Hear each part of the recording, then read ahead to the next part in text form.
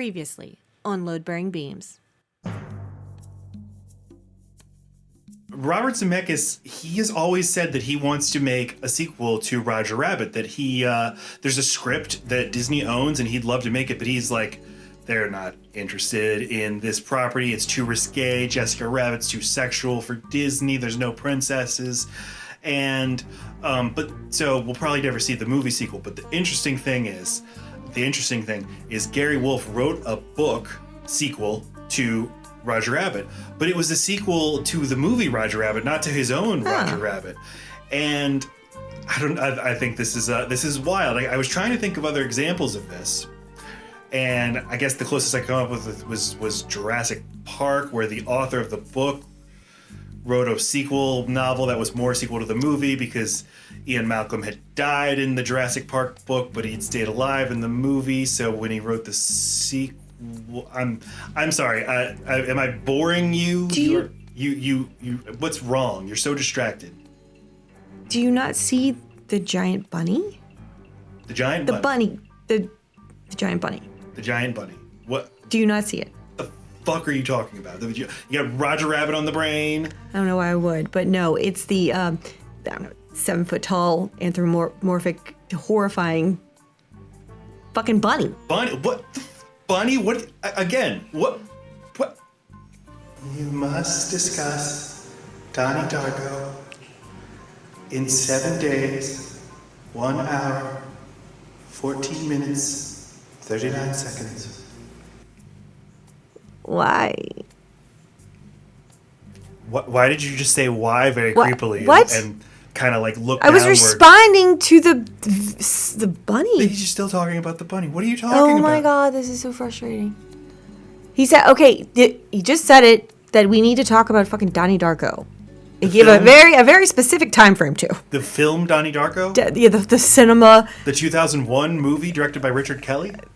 Sure. Don't you hate that movie? That's my recollection. I don't know. People were into it. I just don't remember feeling like I got it. Maybe I don't. It was dark. It was Darko. Okay. Well, but anyway, it's a very specific time frame. 7 days. It basically sounds like a week from now. That's like exactly when we would record the next episode of the podcast. Right. So we'll be talking about Donnie Darko. I don't know why, but I think the future depends on this.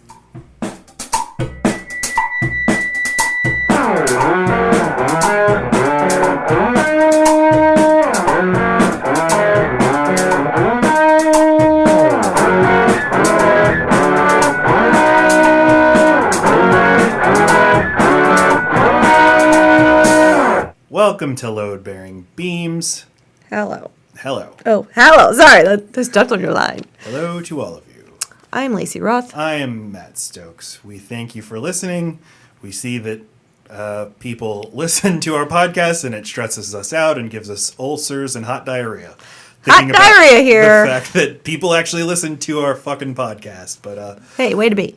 Thank you. Way to be. If for some reason you're listening to the podcast, you're dipping a toe, you only listen to podcasts about Donnie Darko, or you're just like, you've come to the right place today. I'll see what this is all about. Let me tell you, you gotta subscribe. If you don't know how to subscribe, because I will talk to people. Why wouldn't they know? You're gonna talk them through it? And they're like, how do I subscribe? You're just used to being like the IT component in most of your relationships, so you're used to the talk through. It's true. Let's get on the horn. I think I have email a lot of and he'll tell you people how. even fake that they don't know what they're doing, like my mom. Just to get some one-on-one time. Yes. And then, maybe people just don't actually want to listen to my podcast because they don't want to talk to me about it. We've jumped around here. But here's what you can do. Oh. If you have an iPhone, open a web browser. Safari, probably. Oh, my God. Since you don't know what you're doing. And Jesus. You don't have Google Chrome installed. This is a great introduction. And here's what you can do. Type in loadbearingbeams.com/Apple. And that'll take you right to the Apple Podcast app and Load Bearing Beams. Similarly, if you have an Android. I bet we're going to slash into Android. Tell me I'm wrong. Open up your web browser, Google Chrome, and type in loadbearingbeams.com/Android. Hello. And if for some reason you use Spotify. Sweet mother of hell. Type in loadbearingbeams.com/Spotify. All right. There you go. please subscribe to Load Bearing Beams. But why? Because it's a podcast about movies and relationships. We are married. Load Bearing Beam, a movie you are fond of, or at least remember in a very fuzzy way. It's from your distant past because there has to be some space between the last time you've seen it. But it is the type of movie that when someone brings up a conversation, you go, it's great. Oh, yeah. Oh, yeah. And if someone says, what's that? Like, Mother, Planet, Earth, what? That's a great expression that I say often, Mother, Planet, Earth, what? You haven't seen this movie? Get out of town. So now we need to watch it because I've made a whole big deal. The funny thing is, our memories are weird. And it turns out if you watch a movie enough times and at the right time in your life, it can just become default good even when it's bad. So in this podcast, we have each other watch something that other person had never seen that the other has vouched for, and we say, was that good? So, yes, good explanation. Oh, not in the movie. Oh. But sometimes we do things a little differently. Oh, right. And we, because we spend a lot of time thinking, is that a load-bearing beam? Can we talk about that on the podcast? Right, we've had to stretch the definition a bit. And now we've stretched it into my movies we hate. My animal delusions? Oh. Well, also the bunny told us. The bunny told us to do it. But other than that, we were talking about, is there a movie... I asked you, is there a movie that stands out in your memory as a movie that you hate? If people said, what's the worst movie you've ever seen, what would you say? Did I answer Donnie Darko? I don't think I presented it what's the worst movie you've ever seen? Okay, so when you ask... What's the worst movie you've ever seen? Probably Crossroads. The Britney Spears? Yes. Vehicle? Or maybe Glitter. Glitter? Is that and the Mariah Carey? Yeah. One of those has to be real. What about Mandy Moore and the move? I'm just trying to name pop She's stars. not right, but she's one of the people who I actually appreciate her acting more than her singing. Her singing has always made me hate the human that she is, but her acting I like. So you must have a big problem with Tangled because it's all... No, that singing's different. She's not, I'm missing you like candy. Wherever the fuck. She was just the last wheel on the pop girl bandwagon, and it just rubbed me the wrong way. It's enough. It seems like from things she said that was a very uncomfortable hat she was sort of forced to wear. And that's exactly what who she was. She was more, I don't know, indie rocker. She also got in this weird relationship with Ryan Adams, who was this serial abuser of women and sort of made she wanted to jump on that music. I hear you're a serial abuser. Well, you know how these male rock types are, where you're like, but that's just what rock star men are. They're so mean and depressive and drug addicted, but that's so what a genius. Who is he? Ryan Adams. He's just this fucking sort of indie rocker from the early 2000s, kind of the inspiration for Bradley Cooper in A Star Is Born. His most mainstream success is doing a cover album of Taylor Swift's 1989, I would say. Wow. But he's famous for... beating women. For beating women? And that only came about 2 years ago. Oh. Anyway, I don't know why. Mandy Moore... Mariah Carey. Worst movie ever. Okay, so Crossroads and Glitter. And so I would have... And then that made me stumble upon Spice World, but then I quickly retracted and said, wait, no, that's a load-bearing beam. I watched that thing till the wheels came off. I had to re-rent Spice World because I wanted to keep it in my life. We got to go re-up the rent. Yeah. Anyway, so I found this task really hard to think of movies that were bad. I don't know why this was so hard, but for some reason I thought of Donnie Darko, and I remember it being overhyped, and maybe because it's hard to explain what the movie is and what the takeaways are, it was blown out of proportion, and I watched it and felt like, why? And it did things to characters or actors I'm used to seeing a certain way. It changed them. And they would have been very beloved characters to me at that time. So that was hard to watch. I would have been, 16, 15? I don't know. It came out in 2001. 1 month after 9/11, which was also a weird time to watch something dark. But it flopped in theaters, but then became a success on home video. Yeah, but it didn't flop. It just had a really limited release. And it didn't make back its budget, and it this doubled was a movie its that had budget. in theaters. Yeah. Are you sure about that? I think it was 4.5 million budget and it made 7.1. Like Drew Barrymore, it was supposed to go straight to video, but it did so well at Sundance that Drew Barrymore's production company, Flower something, was able to give it like a limited theatrical release. Oh, okay. I'm sorry. You want to announce some shit right now? What'd you discover? Lacey got the numbers exactly right. I fucking know that. Very well done. I didn't even look at a note. Okay, it's lackluster box office performance. It says Because it only had one trailer, and the trailer had a scene of a plane crash in it, which was bad timing. Yeah, that happened to there was this trailer for Spider-Man where Spider-Man for the first Spider-Man movie where he's like swinging on the World Trade Center. Right. That they had to get rid of. Like there was a few action. Yeah. The first Strokes album has a song called "New York City Cops," whose chorus goes, "New York City Cops, they ain't so smart." That they had to delete from the album. Yeah, a lot of art was affected. You know, that's the real poor art.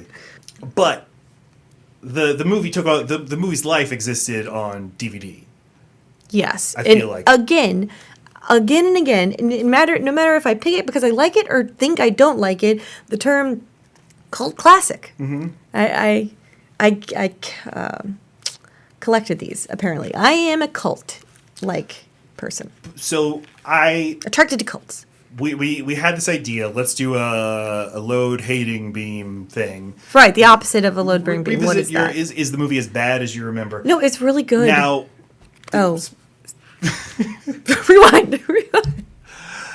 I just don't want to be thought of as a freaking rube the whole time because it was good. I just didn't appreciate what it was doing at the time. And like I said, beloved characters. This is what I was going to ask. Is like, because my idea was Pearl Harbor. I've always said Pearl Harbor is the worst movie I've ever seen. You're probably right.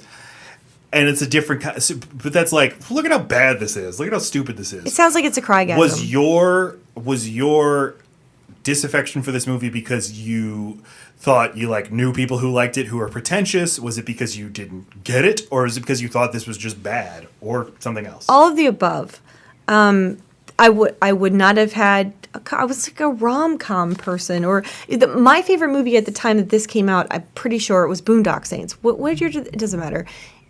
That's the caliber I was. Quentin Tarantino had been my favorite director for a very long time, and I thought I was super artsy for having that thought.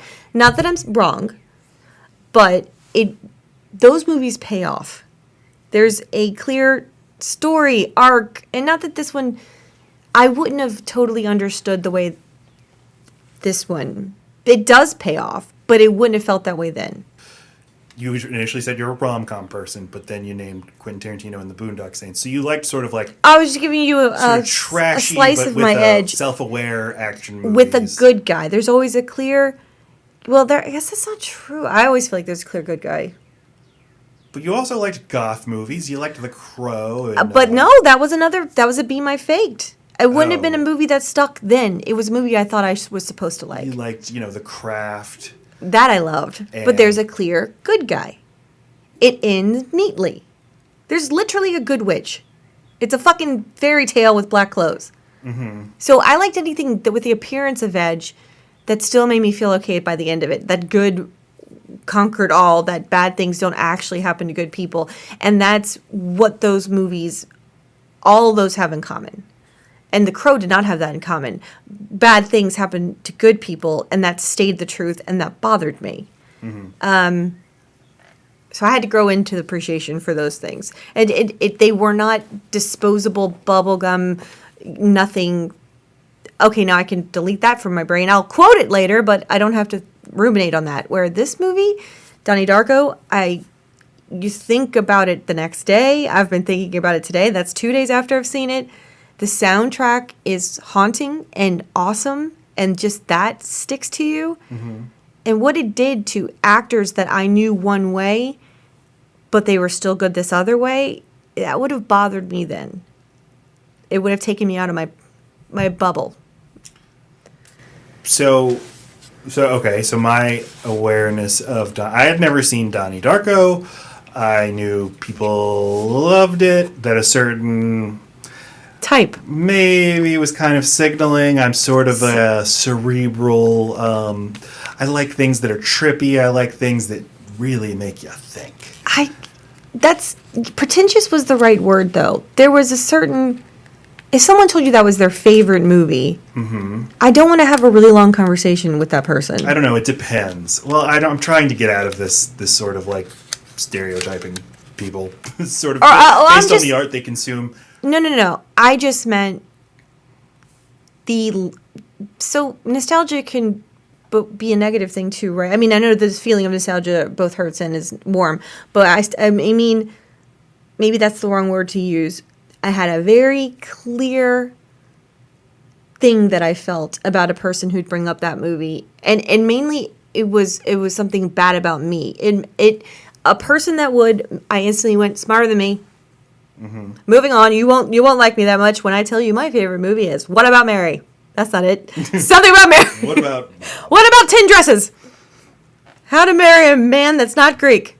Mm-hmm. Am I hitting on all the top ones? Yes.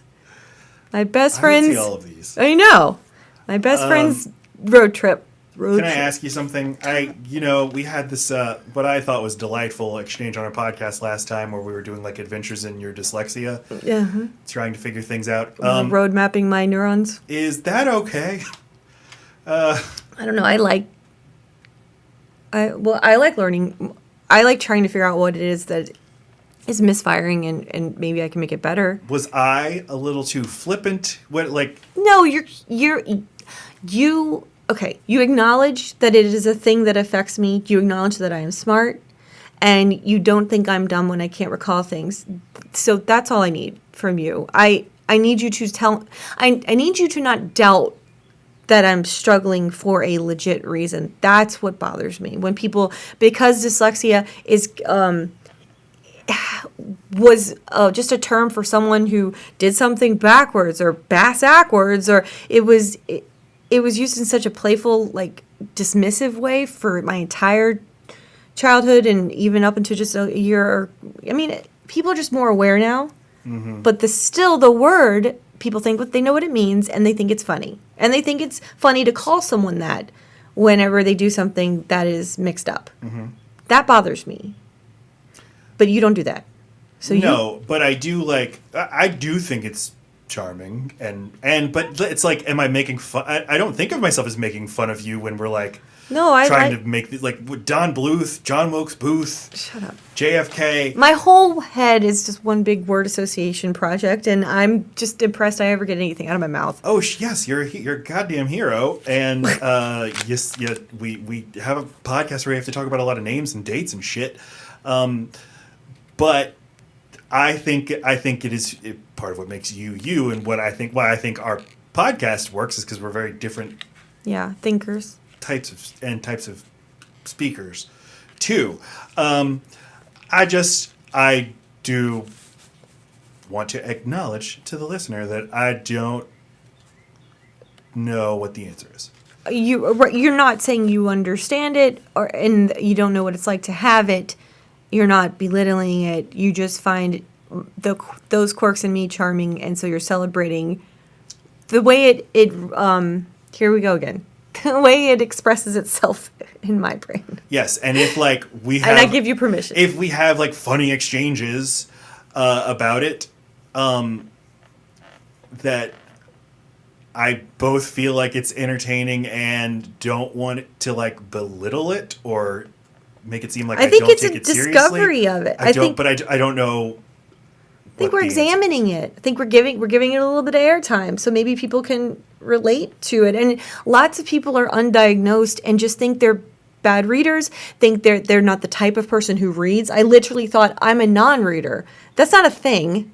I love information. I love audiobooks. I am a fucking reader. It's just hard. Mm-hmm. And there's just so, especially Gen X and Boomer generations, who this just wasn't something. What were we going to do about it in school? So they didn't even bother identifying people. They're just bad students. Haven't you said, whenever you hear somebody doesn't like to read or, can't read, you just think, dyslexia? Yeah, it's 1 in every 4 people. They just 1 in every 4? Yeah. Oh, wow.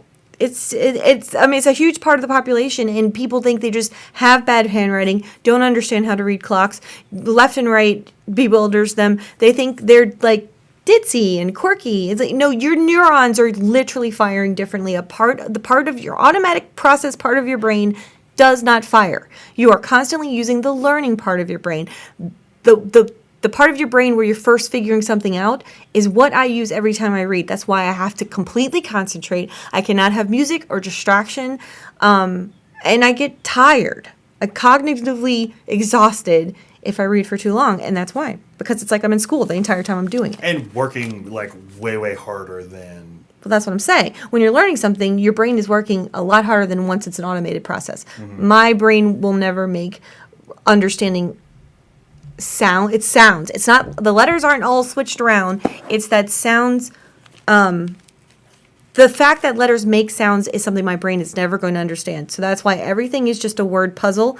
Shape, everything's a sight word. Because the sounds that those letters make, I know they exist. I can't hear them. Does that make sense? Yeah. Oh, okay. Totally. But what if you had the God particle? What? What if you were on God's timeline? What does Donnie say to his science teacher? Fuck! Where are we going? His teacher's like, well, Donnie, you can't. No, we can't have this. You know what struck me about this movie? Let's talk about Donnie Darko, why don't we? Was it religious? They brought up God a lot. Mm-hmm. And it always stood out to me their need to classify Donnie as not an atheist. He's agnostic. Is that because they knew they were going to kill him? They didn't want people who were Christians to think...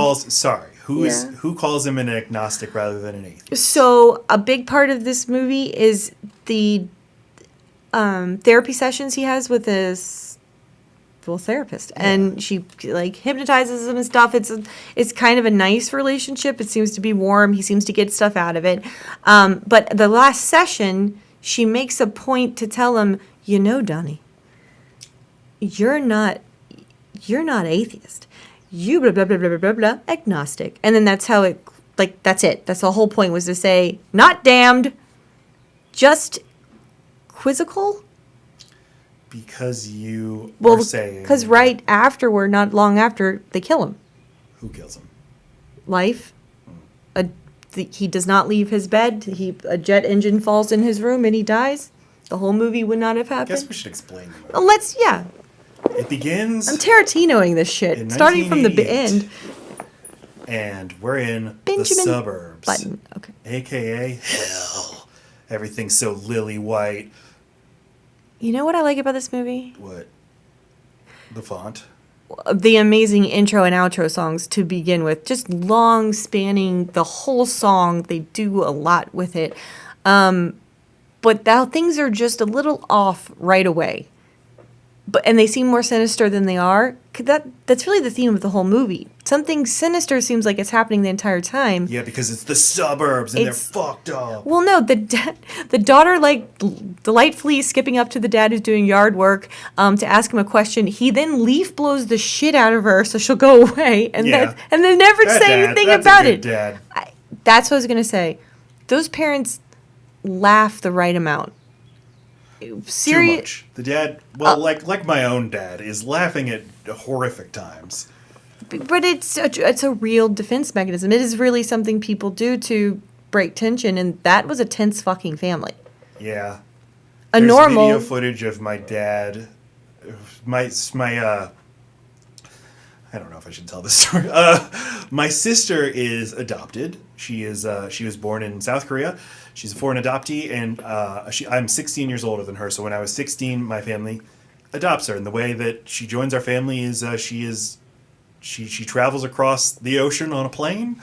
When she's 6 months old. Yes, with couriers, with people who are contracted by the adoption agency to bring her, to fly with her. And so we have the video of my family meeting her for the first time. And my mom is crying and hugging the couriers and meeting her new daughter for the first time. And my dad on the video says, hey, Matt, have you seen my brown belt? What? Which was a reference to Everybody Loves Raymond. Because there's an episode where Raymond's wife, Deborah, is gets arrested, and she calls Raymond from jail. Oh, come pick me up. And he's like, okay, I'm on my way. Wait. Have you seen my brown belt? Right. So this is my dad's go-to. In the midst of a very serious moment. Yeah. How can I ruin this for everyone? But it's really He's just not help. thinking He's of it not. like that No, at all. he's not. He just has good timing. Yeah, it's good timing, but It is. He totally identified the right moment to do that in a movie that would have been planned funny. for months, I'm sure. Well, maybe he wanted to give it to Maggie. There you go. Matt named his sister. Matt, you and your brother did. And of course, you named her after The Simpsons. We had, like every family, mature boy does. We had like family meetings where we'd first vote on whether we wanted to adopt a baby at all. Did the Yays have it? We voted against it 3-1, but my mom had the 1, so she won. Right.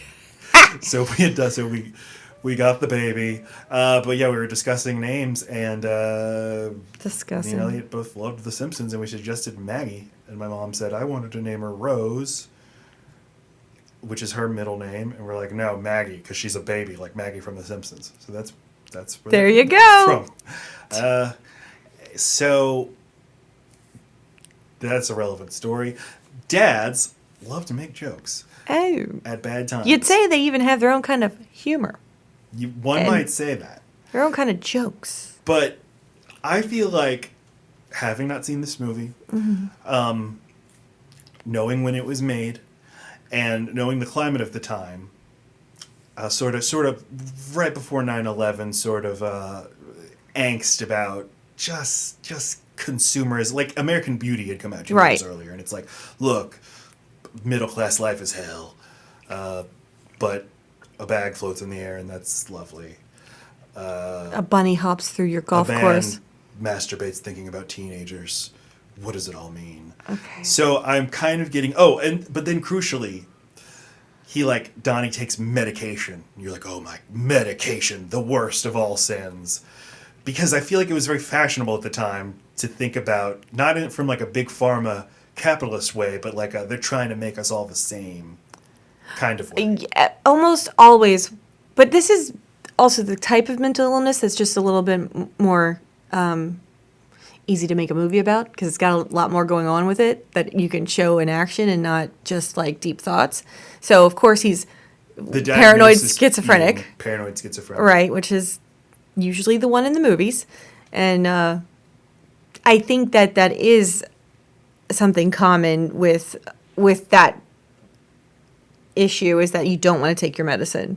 But I feel like it's a trope in movies, like hide it on their tongue, or just pretend it's a big old thing. But what I'm saying is, 5 minutes into the movie, I think, oh, this is a movie.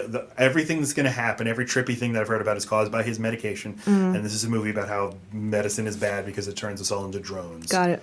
And takes away our individuality and our creativity. And let me say, there's a lot of that going on in this movie, and those are the parts of the movie I don't like. I like the movie a lot. I really do.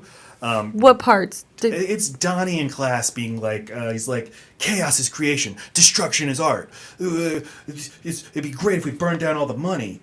But he takes his medication. So you're pointing out parts where he is acting himself, even though he is taking medication. No, I'm saying, I was picking up on a vibe that I worried the movie would be all about, which would be the sort of American Beauty examination of conformity and mindless consumerism, sort of sanding away the rough edges of people. And that there are times in the movie where Donnie, Jake Gyllenhaal, does a great job of playing an obnoxious, douchey, sort of thinks he's smarter than he is teenage boy, who's lecturing his teacher about how we're all just turning into mindless capitalist drones, and really the real beauty is in people living their pure forms. Got it. And those, I'm saying, are the weakest parts of the movie. Got it. You know where there's a really good... All the family scenes I like, because they have such a great balance of showing how you are annoyed constantly by your siblings, but little acts of kindness to be like, okay, no, he loves her. Mm-hmm. And his sister's played by Maggie Gyllenhaal, which is fucking weird. Does that not make you creeped out? At least they don't do anything overly emotional with each other. But like in that Friends episode where that woman's just a little too into her own brother. The tickling episode. Am I making that? Yeah. Oh yeah, that was fun. Can you? Sorry, you're worried that that's going to happen. Like, No, thought I it was just feel like in real life they like each other too much. Oh, okay. No, And maybe that's no. because I'm jealous because I don't have like that kind of relationship with my brother. I don't want anybody to have that kind of relationship. I know with their you brother. don't. You make me very cognizant of not ever to enjoy anyone I'm really related to. What? That's not I mean, fair. too much. Too. Don't you be too close. Not in a jealous way, just in a, Well, it is what in a kind of jealous way. scam are you running? I am very distrustful of families and people liking each other. Yep. I always think somebody's running a grift, running a game. What I kind of know. game? There's like a scene where Maggie Gyllenhaal's talking on the phone to her boyfriend, and she's in. What is she in? Jake's? Is she in Donnie's room? I Donnie don't. comes in. I don't know. Regardless of what is going on, it was. She wasn't in her room. And it was just, I feel like you don't often see that in movies, which is just people like being in somebody else's room for no reason. And then the person whose room it is comes in and like, what? Huh? And then the other person just leaves without You're so explanation. right. Well, because you do, whenever cordless phones became a thing, you do, if Wonder. you wonder. Yeah. I do the same thing when I'm on the phone. Mm-hmm. If I don't deliberately sit down. And yeah, you just end up places. So that was nice. It was nice. But then Donnie sees. There was a reason. Oh. Because she is complaining, or not complaining, she's having a totally normal conversation, but she mentions, Donnie went apeshit at school and he got a whole bunch of new furniture. But the two things were unrelated because the thing fell through his ceiling, so he had to get an all-new room. That's why the room didn't look like his room before. A thing fell through it. His room is completely redone, and all that was new furniture. They sure built that fast. Yeah, it was all wooden built-ins, too. What the fuck? Donnie is drawn out of his bedroom one night. Why? He's drawn to a golf course. Ooh, the ultimate symbol of suburbia. And there he sees the very creepy rabbit, Right. bunny rabbit. Frank. And Frank tells him the world's going to end unless something, what does he say? He just gives him an exact count. I don't think he gives him a way to get out of it. But because Donnie has been drawn out of his room by this, when a jet engine falls out of the sky... That and was lands on attached their to a house- plane they cannot find. Yeah. We realize it's a miracle. Almost like divine intervention. You're right. Donnie was saved. And... Bovine they can't find intervention. the I wish plane. that were a cow, and then bovine intervention Bovine would have intervention. totally worked. All right. Somewhere, J.J. Abrams and Damon Lindelof saw all of this, and they're like, okay, great. Everything we ever do will be about this. About weird objects appearing where they're not supposed to, and planes, but mysterious planes. Unexplained planes. Yeah. Animals. From a different plane, you might say. Mm-hmm. Timelines. Wormholes. Wormholes. So what's going on? Well... Do you know Duh. that to this day, Jake Gyllenhaal does not know what was going on in that movie? Really? Isn't that funny? I just think Do you that's think- funny. Why didn't they tell him? So this was the debut feature film by Richard Kelly. Who's done like 3 other things. A writer, director, and he has a lot of ideas. Too many ideas, I would say. He has an editing problem. I think the editing way problem?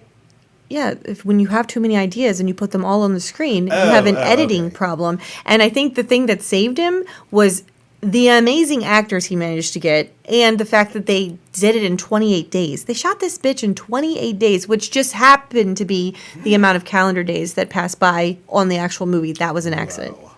So we got Jake Gyllenhaal in Jake and Maggie. one of his first big roles after October. His first movie was City Slickers. He was a child in City Slickers. And Drew Barrymore, Patrick Swayze, and Noah Weil. And also the mom I know. Mary McDonnell. She was the president on Battlestar Galactica, which you didn't watch, but Great. she was the president's wife in Independence Day. She's a character actress. She's great. She's good. Lovely. Been in a million things. Got an Oscar nomination for Dances with Wolves. She's very good in Donnie Darko. Yes. The dad, I do not know the dad. Don't know Holmes that guy. Osborne. But he's good. Very funny, little shitty dad.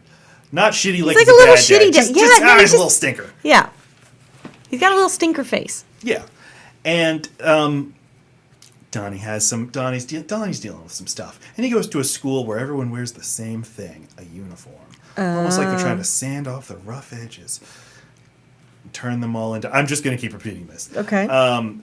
And they read a book about mindless consumer capitalists, and also about rabbits whose field is getting invaded by the machinery of modern life. Man, you're really it's connecting destroying some their way of life. fucking dots. Well, so I watched some YouTube videos trying to make sense of the movie, and there's tons of videos that are like everything you missed about Donnie Darko.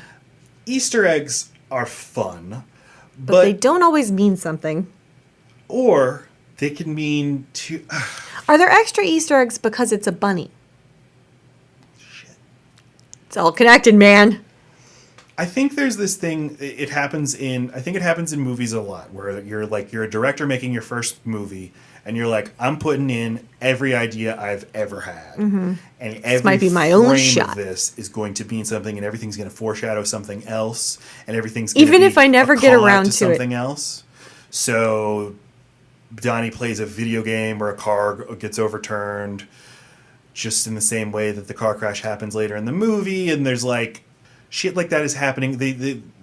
You can read the movie as him being a Jesus figure, and he goes to see The Last Temptation of Christ, but also The Evil Dead, and it's a little too it's a little too cute. Yeah.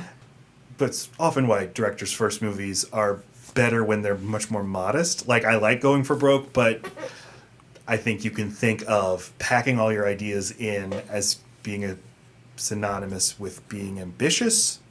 You know what I'm saying? Only if you're going to tie them up and make them count. I see why you could be confused, and maybe you're of that mind of, I'll work this out in post, or this will pay off, or you put something in and it's just like maybe no one will notice it. You always meant to make that mean something. It just kind of got left there. And maybe it was different before the internet, before Lost, when, if somebody in Lost read a book, then people online would be like, what's the significance of that book? How is that book Right, you're saying explained? that foreshadow, sometimes things are just things. The director obviously means for them to have significance. Oh, the car but crash maybe thing this was obvious. Maybe this was an era where you could just sort of casually say like, oh yeah, fun fact, that book actually gives you the secret to the And it's not whole Chekhov's movie. book. Yeah. Am I saying the right word? I don't know. Yeah, Chekhov's gun. I'm sorry, I'm kidding. We watched the director's cut, which is I think adds like 30 more minutes, but crucially, Donnie stumbles upon a book, The Philosophy of Time Travel, whose text appears on screen and basically explains what's going on. I feel like it switches to a new movie then. I feel like it's 3 movies. One about mental illness, one about space and time travel, one about family. Like it was an interesting. I completely forgot all of the time travel elements of this. From when you saw it originally? Yeah. Okay. That did not stick in my brain at all. Do you think that the people who get attached to this movie, what parts of it do you think they get attached to? I think there's like 2 or 3 different ways to get attached to it, and that's what I'm saying because it's 3 different movies. I could see several reasons. I know people who are solely into it because of the time travel aspect. Which, do you think they even handle it very well? Do they? Wasn't her book kind of bullshit? Like, what was her book? The book read like scripture. It didn't sound scientific. No. The vector but it was is the philosophy. beloved sacred. It was not supposed to be scientific, I guess. I thought she... I don't know. I don't know what I want, because I was responding to how much I didn't know what was going on, and I'm like trying to figure it out. Right. We and you were trying to figure out if there were 2 universes being displayed at the same time, and which acts went to which universe. Which we were doing pretty good there. I thought, because this is like a movie that you're supposed to figure out. So as we're watching it, I'm trying to figure it out, and I'm like, oh, here's what's happening from scene to scene. It's edited in such a way where you're supposed to feel like you're watching a linear story, but actually you're watching 2 unconnected universes. And you were right and wrong. I wasn't right at all, really, because everything that happens after the plane crash at the beginning takes place in the alternate universe. Yes, but that sense you were getting was right. We were in something that was disconnected from what the actual reality ended up being. Yeah, but I know you had a specific... I thought that like there were scenes, like things happening in scenes weren't leading to things happening in the scenes that followed. Like there didn't seem to be like a causal connection. like you pointed out, it seems like Donnie gets expelled from school, but then he's just He right didn't back get at school. expelled. He did not get expelled. He got expelled from after school activities. My point was not that he shouldn't have been at school at all. My point was that when he went to the, what would you call it, assembly, where they were being fed up that bullshit by Patrick Swayze, that would have been during normal school hours. But the way he was escorted out of that was a big interruption and a big deal. So someone who had already been in a lot of trouble, then did that, then there's no way. Oh, yeah, expelled. That's what you said. You said he was expelled from school. My point was that he should have definitely been suspended, and so the very next day he should not just be at school again. That's your point, and that's my point. Thank you. Sometimes it seems like he's a total loner, but then other times he has friends. Yeah. Sometimes he seems like a nerd who He's gets even picked got on, but then other cronies. times he's like he can take charge against the bullies. He feels so the big theme of the movie is how you die alone and how that disturbs him. That's kind of the point. He's got two very doting friends who are nothing like him. He's got a teacher who's into him, thinks he's really smart. He's even got a fucking girlfriend who, even though he's very strange, she sticks around the entire movie. So he finds, and he's got a family that's super loving, even though they have their issues. This character finds a way to seem completely alone the whole time, even though he's got all the things he should need to feel fulfilled and attached and connected and loved, including a therapist is actually pretty good. But the whole time he feels like he's alone. Mm-hmm.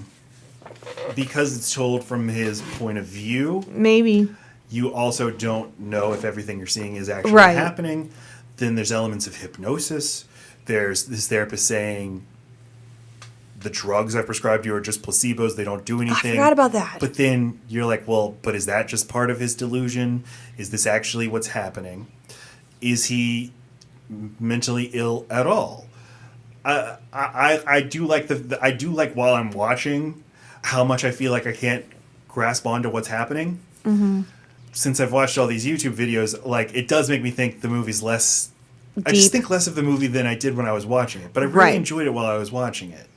But anything, I'm very tired of Christ narratives, of this character is actually Jesus. Yeah. I would like it more if Donnie were not. I like if Charita Chen were Jesus and Donnie is like John the Baptist or something, like showing her the way, because he takes her headphones. He's like, one day everything will be good for you, I promise. Time travel, which is my favorite subject, and that and Satan. God, a Satan time travel. Damn. A time traveling Satan. He's beyond time, though, right? Oh my! Now I'm gonna have to write that movie. You have to make an effective time travel story. You either have to make the subject time travel, or time travel can be an element, but there's something else that you can grab onto emotionally. So in Back to the Future, you're really concerned about Marty and his parents. Or in Back to the Future 2, you're really concerned with the implications of time travel. So are you saying that it's you either have to be so focused on time travel that you get all the details right and it has to make sense, or it has to be kind of beside the point or parallel with the point. That way it's not super important if you don't make all kinds of sense. Right, exactly. Yeah. Because the time travel that's happening in this movie is... Well, is it even time travel? I don't think so. We get a tangent universe, which is an alternate universe caused by some sort of time. Time, you see, is unstable. Usually stable, but sometimes something can happen. We don't know what, but it causes this tangent universe where something that wasn't supposed to happen happened. And in this case, it's that Donnie lived, because Donnie was supposed to die, and Donnie was drawn out of his room by Frank. Why did it snap back? If those two things are parallel, then both would be true at the exact same time. Did we just switch back and see the other universe that was happening? No, what happens is Donnie starts to become more aware of his own powers, and the book that he reads explains that there's like a chosen one who, or a blessed one, I forgot what the word is, but who will get these special powers to use in the tangent universe. The tangent universe will collapse in 28 days because it's very unstable, because time is very unstable. And so this chosen one, has to fix everything. Doesn't it seem like Frank is chosen? Or what happens is a black hole, this tangent universe, will collapse upon itself with such power and magnitude that it can destroy the actual universe, the primary universe. Okay. And so, Donnie is the chosen one, starts becoming aware of his powers of telekinesis, the ability to see, you know, when like the liquid tubes in the air, they show... But telekinesis is when you move things with your mind. Yes. These show where people are going, which I didn't notice. I would never have known if I hadn't watched the YouTube videos. Oh, no, that I knew. And in this universe... That's how he got drawn to the gun. Oh. It brought him there. Universe, yeah, but I didn't realize that it was showing, like, where like other people were walking. Well, it was predetermined. Right, like, those people had not gone that direction yet, but as long as you can see the trail, you can see where they are going.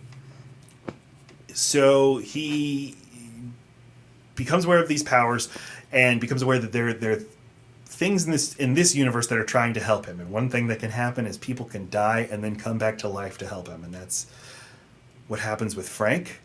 Frank, who Donnie himself shoots, then goes back in time and comes back as a bunny and saves Donnie.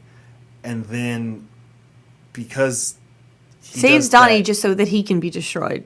That leads Donnie to going to flood the school in the middle of the night, which leads to school getting canceled, which leads to him and him and Jenna Malone having the conversation that leads to them start dating, which is what leads eventually she dies, but at the same time Donnie exposes Patrick Swayze as a creep, which is why the chaperone on the school trip can't go because she has to stay behind to defend Patrick Swayze, the sex predator, and then which leads Donnie's mom to go instead. And then what happens with that? What? Then there's a plane thing with the mom and the daughter. He causes the plane thing. He uses telekinesis to take the engine off. That's their plane? That's their plane. So they die too. Because there's an artifact from the primary universe that ends up in the tangent universe. And you have to return that artifact to the primary universe to set everything right. Wait, do they live? The mom and the dad? They die in the tangent universe, but everyone dies in the tangent universe because Donnie destroys the tangent universe by setting everything right by returning the artifact to the primary universe. Okay. It makes a lot of sense. God. And it's very touching and moving because Donnie sacrifices himself. Right. He's a superhero, you see. Yeah, but he's already seen what his life is going to be like if he doesn't. He's probably pretty smart. I mean, but he then creates a world where Patrick Swayze is not caught, therefore continues his child sex ring, which destroys hundreds of lives. Mm-hmm. So, I don't know. Is he that big of a hero? No, he's the villain.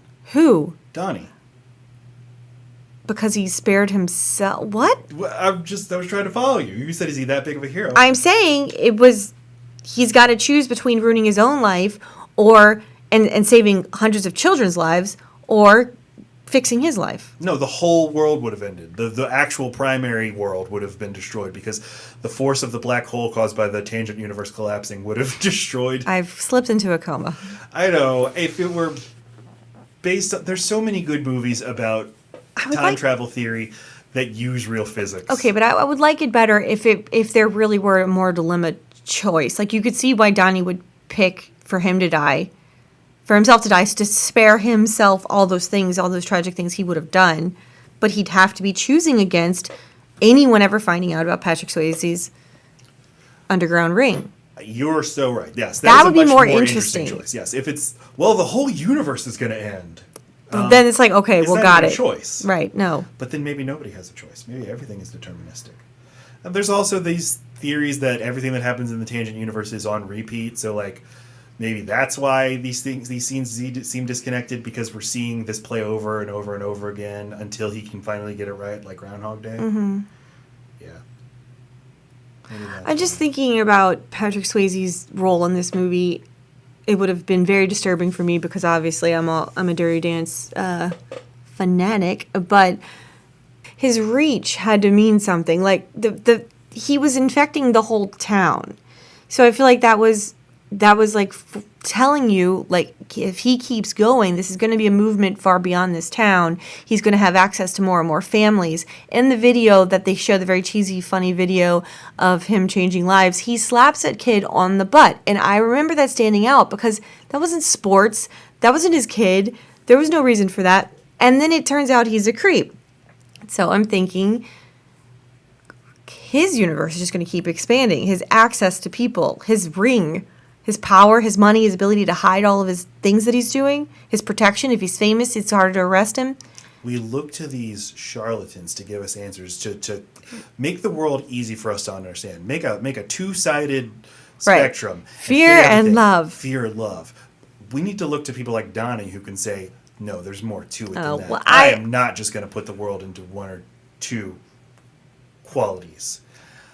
I'm just saying. Patrick Swayze is so charismatic and his ideas seem so intuitive that we just want to follow him. Not my point. They're really something sinister. Yeah, it's super sinister, yes. But, okay, still, even if Donnie's mom and dad, his girlfriend, mom, daughter, damn it, mom, sister, girlfriend, that guy Frank, all those people die in that bad universe where Patrick Swayze is caught. It seems really selfish choice. Like, my little world is fucked, so I'm going to kill myself so that it gets better. But Patrick Swayze has the reach to fuck all kinds of worlds. But Donnie doesn't kill himself. What are you saying? He allows himself to die so that those other people don't die. But meanwhile, Patrick Swayze is not going to get caught because all those other things didn't happen either. That's not the choice he's making. He's making the choice. I think it is. No, he knows that the whole universe is going to end. It's going to end no matter what. I mean, whenever superheroes save the world, they're also saving all the evil stuff that happens in the world that isn't like okay, that's Thanos a really good point. Snapping people out of existence. All right. But, Iron Man is not saving child predators. He's actually saving the child predators of the world. You know what I'm saying? Why don't you say it 3 more times, though? Who's the oh, my God. MVP acting-wise of the movie? I can't give it to Drew Barrymore, but I want to. Really? No, she's kind of... She's a little bit ridiculous in this movie. That hair. But it's like you could argue the way the bored delivery, the sort of detachment and seeming above it all. Yeah, she really settles into it. That those could all be performance choices, and that because this is a weird, fucked up world where Drew Barrymore isn't all those wonderful things I'd come to expect her being. I just saw Home Fries. I had just seen Never Been Kissed, and then she's Ever fucking After, one of my load-bearing beans, and then she's this. One of the best movies you chose. Thank you. Well, God damn it. There's just not that many performances outside of Donnie Darko's, so I don't know. Maggie Gyllenhaal. You think he's good? I never think much about him. And you said that that's a sign that he's doing it right. Because I was kind of kidding. Oh, well, I don't ever notice him being bad, but I never stop and think that was good. I'm sure Brokeback Mountain, he was amazing. I just don't remember it. I only saw it one time. Yeah, but he's like the less... I think he's really good. But he's with Heath Ledger, who gives like this all-time performance. But I think he's just as good. I think he's solid. I think he's wonderful. Like as an actor. I don't... but he's kind of... You don't notice him until... Like Spotlight. Not Spotlight. Nightcrawler. Yeah, where he's doing something creepy or weird. But playing in Zodiac, he's playing an obsessive. Well, he's very good at that. Yeah. He's very good at getting excitable. But I don't think I was aware. I think my only awareness of him was that there were rumors that he might replace Tobey Maguire as Spider-Man. Okay. Oh, you mean at this time? Yeah. Okay. I don't think I thought anything about him until Brokeback. But actually, weirdly, I think my favorite performance is Mysterio. From Spider-Man, from the most recent Spider-Man. That is an interesting choice. I think he might be my favorite. He's very good in that. He might be. I think he's my favorite Marvel villain. Sure. And my favorite performance from the Marvel universe. He goes from noble and heroic to just the shittiest and just delightfully evil. Right. Which just, isn't it, man, it's been almost a year since the last Marvel movie came out, and it feels like it's been like 20 years. Like, it feels like but everything feels far away. I know. Pre-COVID. So. Post-corona. But, there was a Marvel movie every 2 months. Oh. And now it's been almost a year, and I don't know when the next one will come out. I'm okay with that. I'm okay with it, too. It just seems like such a big... It seemed like an unstoppable... You're just on a conveyor belt, and suddenly you realize, I'm not on the conveyor belt anymore. That's weird. Not saying I want to get back on it, but, They need to reboot. That's just what they do. there's a phase of them. Yeah, we're in Or- phase 4 now. And then there needs to be a lull, and then there needs to be, oh yeah, this guy. Yeah, it'll be good. It'll be good that there's a lot of time. I miss movies. Okay, I'm sorry. If you want to hear about more movies, subscribe to Load Bearing Beams, Hello. where we'll talk about a different movie each week. If you'd like for us to talk about one of your movies, we do listener choices sometimes, so send them to us or leave a review on iTunes and say what you would like us to review. Yes. And we'll do it. Seriously. A good review. Somebody do that, and we'll do it. Say, I want you to talk about Ghostbusters, and we'll talk about fucking Ghostbusters. We'll do it so fast. Otherwise, Load Bearing Pod on Twitter, Load Bearing Beams on Instagram. We have a Facebook. We have a website, loadbearingbeams.com. I'm at Oh, are we a Sticks9 .com? on Twitter. Not net. We're a Co. We're a .edu. Okay. Lacey. Okay, I love you. Bye. 3, 4.